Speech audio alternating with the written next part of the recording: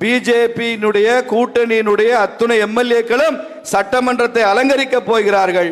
எப்படி சோழர்கள் செங்கோல் பாராளுமன்றத்தை அலங்கரித்ததோ அதே செங்கோல் தமிழக சட்டமன்றத்தையும் அலங்கரிக்கும். அதையும் நரேந்திர மோடி ஐயா அவர்களே வந்து செங்கோலை வைப்பார்.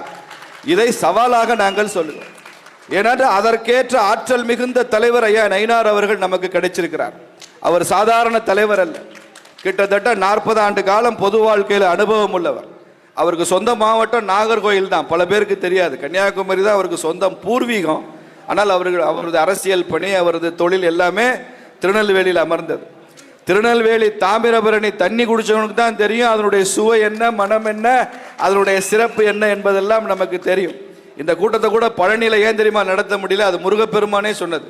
பழனியில் நாம பஞ்சாமிர்தம்லாம் வச்சிருக்கோம்ப்பா, அப்படி இனிப்பு கொடுக்குற நேரம் இல்லை இது.